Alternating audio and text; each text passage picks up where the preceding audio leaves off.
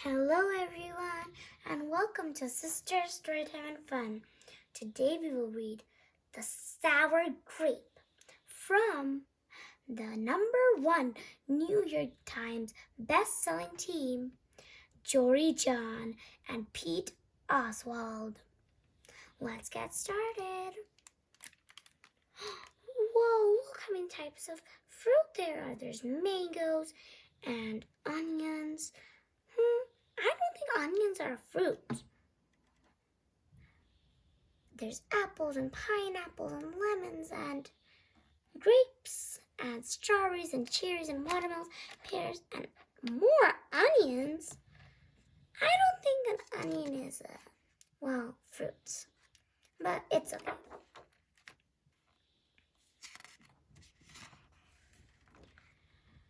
I'm a grape, a sour grape. Grrr. If somebody upsets me, I'll remember it. If somebody wrongs me, I won't forget it. If somebody insults me, I'll never ignore it. Nope. See that banana over there? That banana slipped and bumped into me, so I'm holding a grudge. See that orange? That orange didn't call me back for a week. Grudge. See that lime? That lime borrowed my scarf and never returned it. Grudge. I suppose I've got pretty thin skin for a grape. Nobody steps on this grape. Grrr.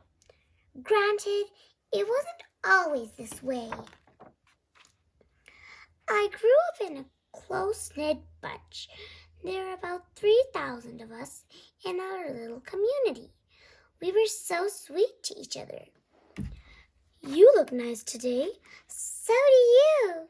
No, you do. We all lived on a vine. Sure, it was a bit claustrophobic, especially when we were trying to get ready in the morning. Are you done in there? Come on! Occupied. But my family was ripe with humor, goodwill, and warmth. We did our best with what we had. Are you going to finish that?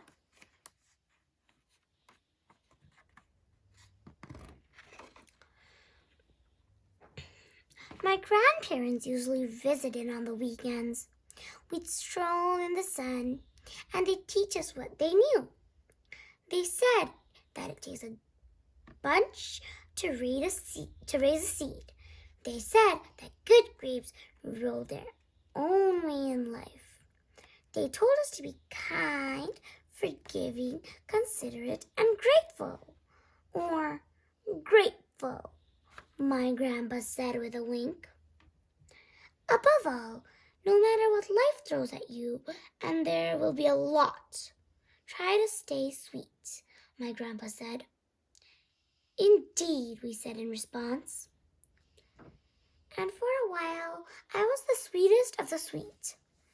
I said please, I said thank you. I brushed aside life's little annoyances. I knew how good I had it. Oops! Ha ha, no problem at all. But then one day, something changed in me. It was my birthday. I had rigorously and vigorously planned a big party for weeks. I'd sent out invitations with the date prominently displayed. Get this, I had a Ferris wheel, a magician, and hay rides. I had snacks upon snacks. The highlight of the party, though, was a fireworks display, which would happen at sundown. I stood out front and waited for folks to arrive. I had a gigantic smile on my face. I waited. Everybody was a little late, it seemed. No big deal, no big whoop. So I waited. A tumbleweed rolled by. A coyote howled in the distance. Ow! The sun sank behind the hills, and I waited.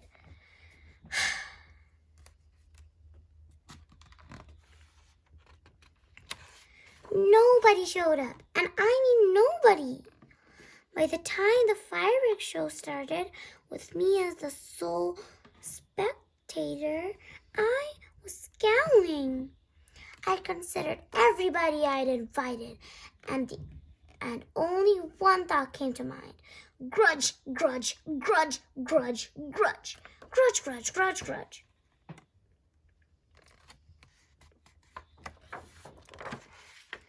And after that, my personality became something else entirely. I went from a sweet grape to a bitter grape to a snappy grape. Who moved my chair? Finally, I became a sour grape. Grrr. I started holding minor grudges that eventually became major grudges. Why don't you watch where you're going? I scowled so much that my face got all squishy. You know what? Don't even bother calling me back. I took my grumpiness out on others. Are you ever going to return my scarf? And that's just how it's been day after day, week after week, month after month, grudge after grudge. Express lane, 10 items or less. Be back in 15 minutes. Whoop. But something happened that recently changed my thinking. I was getting ready to meet up with my friend Lenny, the only fellow I know as sour as I am.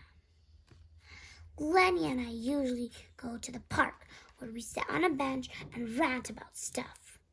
But just as I was heading out the door, I bumped my knee. Oof! After I bandaged myself up, I discovered I had a flat tire. Oh! Then I missed the bus, and the next bus was late. Wah! Finally, I got off at the wrong stop. Sheesh!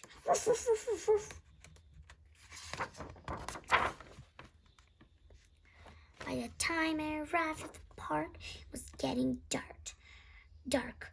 Lenny was fuming and furious, with a frown and a furrowed forehead. His face looked all squishy. We agreed to meet at exactly 4 o'clock. You're 3 hours late. I tried to explain why I was so tardy, but Lenny wouldn't listen. He'd already made up his mind. He formed a huge grudge, and he wouldn't budge. I couldn't believe it. How unfair, I thought. How ridiculous, I thought. How similar to the way I would react.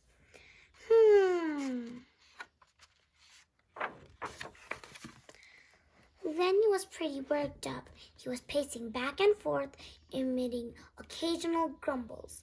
His tone was tart, so I gave him a little space. Besides, it was nice out. I noticed the sky changing colors, the melodic chirping of birds, the evening breeze, the buzz of the park's insects coming alive at night. I suddenly felt grateful and peaceful and calm. Had I been missing all the simple beauty because I was too busy complaining? Meanwhile, old Lenny stormed off, muttering something about disrespect and lack of consideration. I'm pretty sure I heard him add a grrr too. I walked home, pulled a dusty box out from under my bed. There were old family photos inside. I spotted myself in one of the pictures. I was so sweet. I knew that little grape from the photo was still a big part of me, deep down. It would just take some work to get back there again. And that was the exact moment I found the invitation where I had sat out for my famous birthday party. The one where nobody showed up. It said May 31st. But wait a minute here. My birthday was on May 21st. Alas, I told everyone to come on the wrong day. It was all my fault. I realized nobody's perfect, not even me. After that day, I started noticing other things too, like how remaining sour all the time is so draining. I wasted so much energy holding grudges when I could have easily cleared the air if I felt hurt. And yes, I still got upset from time to time, but that's okay, because now I talk and I listen and I work things out instead of just walking away. My sourness is fading. I'm letting go of all my grudges. And hey, it's working. Slip-ups happen. I'm just glad you're okay. Aw, thanks. That scarf looks sublime on you. Why don't you keep it? Really? You're the best. Aren't you glad we got to catch up? I'm so grateful we did. Sure, sometimes I still let out a little grr when I'm frustrated. Like this, grr. But then I move on. My face is less squishy too. Oh, and don't worry, things are okay with Lenny again. Oh gosh, I'm late. You must be furious. No deal, my friend. You know what? If you look at things in the right sort of way and you remember to be kind, considerate, forgiving, and grateful, life can be pretty sweet. Yes, indeed. The end. Thank you for watching. Bye-bye.